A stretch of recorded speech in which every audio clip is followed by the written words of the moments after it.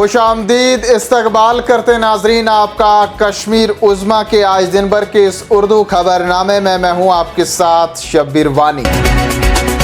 जम्मू व कश्मीर यूटी के पहले नवमुंतखब वज़ीर आला बुध को अपनी काबीना के साथ हल्फ लेंगे, जिसके लिए तमाम तर तैयारियां मुकम्मल कर दी गई हैं।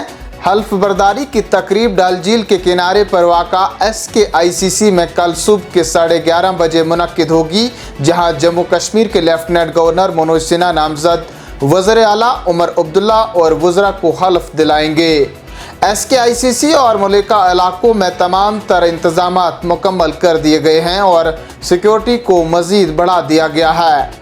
नेशनल कॉन्फ्रेंस की तरफ से इंडिया अलायंस के तमाम रहनुमाओं को हल्फ बर्दारी में शिरकत के लिए मदऊ किया गया है। वहीं मेहमानों की श्रीनगर आमद का सिलसिला भी शुरू हो चुका है। रुकने पार्लिमान आगा सईद रौला मेहदी ने दिल्ली के साबिक वज़ीर आला अरविंद केजरीवाल से 5 अगस्त 2019 के फैसलों में किरदार अदा करने पर लोगों से माफ़ी मांगने का मुतालबा किया। रौला ने कहा, वो इंडिया ब्लॉक का हिस्सा है। मैं ज़्यादा कुछ कहना नहीं चाहता, लेकिन मैं उन्हें याद दिलाना चाहता हूं कि जम्मू कश्मीर अब भी मुश्किलात का शिकार है, लिहाजा हमें बताने से पहले कि हमें कैसे काम करना चाहिए, केजरीवाल को खुद एहतसाबी करनी चाहिए और जम्मू कश्मीर की आवाम से माफ़ी मांगनी चाहिए। हम इत्तेहाद में उनकी शराकतदारी का एहतराम करते हैं।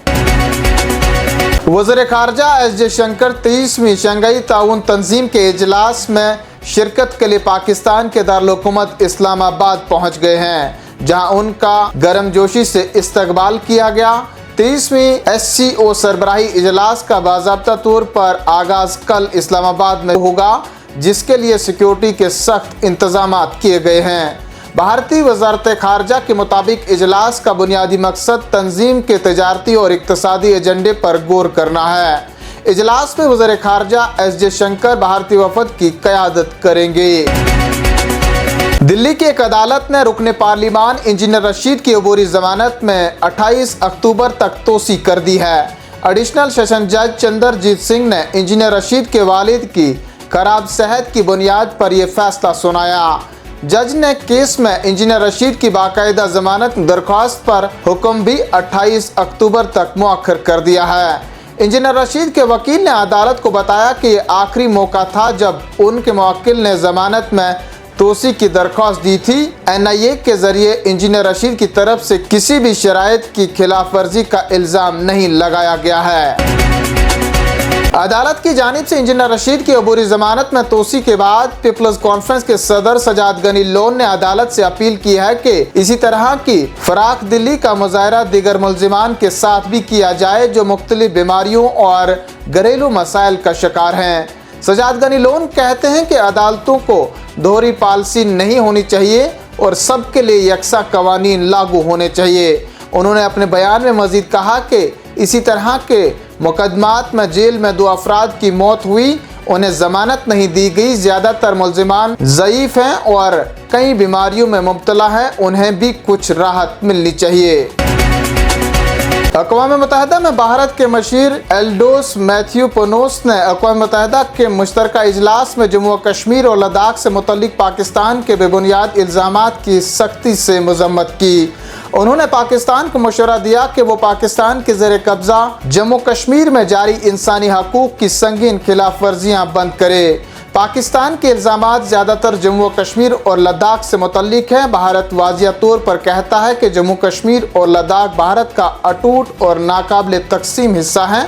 पाकिस्तान को भारत के अंदरूनी मामलात पर तबसरा करने का कोई हक नहीं। वक्फ बिल पर ज्वाइंट कमेटी की मीटिंग से कई अपोजिशन अराकीन ने पार्लियामेंट ने एक भारतीय जनता पार्टी रुकन की जानिब से मुबैना तौहीन अमेज तबसरे के खिलाफ वॉकआउट किया। अपोजिशन के अराकीन बिल पर पेश करदा रिपोर्ट पर बहस के दौरान मीटिंग से एहतजाजन बाहर चले गए। 1 घंटे के बाद अपोजिशन अराकीन दोबारा मीटिंग में शामिल हो गए। ताहम भारतीय जनता पार्टी के अराकीन ने दावा किया कि अपोजिशन अराकीन कमेटी के चेयरमैन के साथ बदतमीजी कर रहे थे। जम्मू कश्मीर नेशनल कॉन्फ्रेंस के सदर डॉक्टर फारूक अब्दुल्ला और PDP सरबराह महबूबा मुफ्ती ने मलवाड़वन, किश्तवाड़ और गुरेज में आतिशबाजी की भयानक वारदातों पर रजोगम का इजहार किया।